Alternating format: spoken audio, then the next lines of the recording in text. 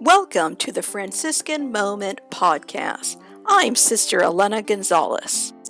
We are podcasting here at the Mother House Holy Family Convent, and today we have Sister Anne-Marie Lum. She is also a Franciscan Sister of Christian Charity, also known as a spiritual director, facilitator of retreats. Well, thank you, Sister Anne-Marie, and welcome. Well, thank you, Sister Elena. I'm happy to be here to talk about Franciscan discernment. How do we know when Jesus is calling our name and giving us a message? I've chosen one of the post-Easter Gospels, John. I'd like to read a portion of that now, and then we'll talk further. That sounds great. This is a reading from the Gospel of John, chapter 20. Jesus said to her, "Woman, why are you weeping? Whom are you looking for?" She thought it was the gardener and said to him, "Sir, if you carried him away, tell me where you laid him, and I will take him." Jesus said to her, "Mary." She turned and said to him in Hebrew, "Rabboni," and announced to the disciples, "I have seen the Lord," and what he told her. The Gospel of the Lord. I think this Gospel is a good one to start our conversation about Franciscan discernment, because Franciscan discernment is all about relationships. I'm going to ask Sister Maria Guadalupe now to talk to us about, have you ever felt that Jesus called your name and invited you into a different relationship, Sister? And Sister Mary Guadalupe is a first-year novice here at Holy Family Convent. Thank you for joining us today. Thank you, sisters. I'm glad to be here. Thank you for having me. I've had a lot of experiences when I felt Jesus calling me personally, especially when I had my first call to come into religious life. But today I'm going to talk about a more recent experience that I had in prayer one day. And I was trying to listen to God, and I just felt inside of me that God was telling me, "Don't worry." And just that phrase came to me like, "Don't worry." And I knew this was from God because it brought me peace. And later on during the day, for instructions, I watched a video of Father Benedict Rochelle.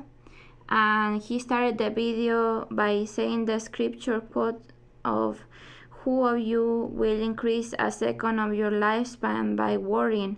And so he stressed, he was telling like, don't worry, and that message of trusting in God. And I thought, wow, this is so powerful, like, because when I feel that a message comes in a day twice to me, I feel that God is trying to tell me that it comes from God. That is such an important point.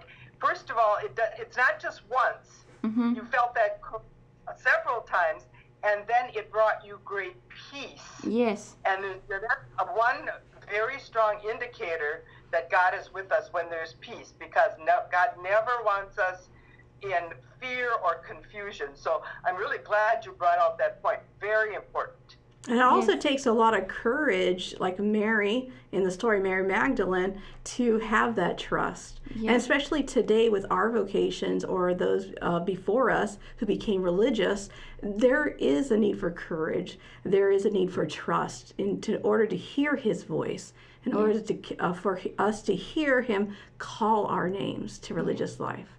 Yeah, I would like to point out 3 points in discernment that I think that are important. That God is constantly in the Bible saying, "Don't be afraid, don't worry," and even especially in these times, we have to remember that in discernment, like God will find the right path for you. So don't worry if you think that everything is chaos or anything.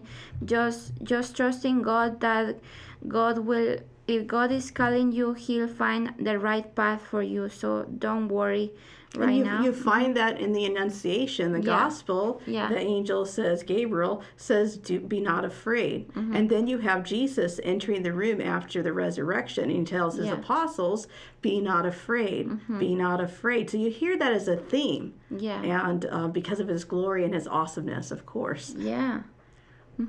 So don't worry about making a mistake in your decision to enter religious life, because you're doing the will of God. If you are following Jesus, you are in the right path. So that's so correct. That is so beautiful. Think about, like, in that way, a positive way. We're all sinners. We all make mistakes, but Jesus guides us through it and always brings something good from it. And third, I want to encourage you to pray and set aside time for prayer with scriptures, and talk to Jesus with your own words about your feelings, desires, and worries, and listen in silence to what he wants to tell you. Really important that in my discernment I was able to set aside more time for prayer, and that's the times where I feel God constantly telling me his message of peace, and how God reveals his will to us. And it's so true. I mean, well, he revealed his will to Mary Magdalene, and actually he started with Abraham. And now he continues thousands and thousands of years and continues to call all of us to religious life.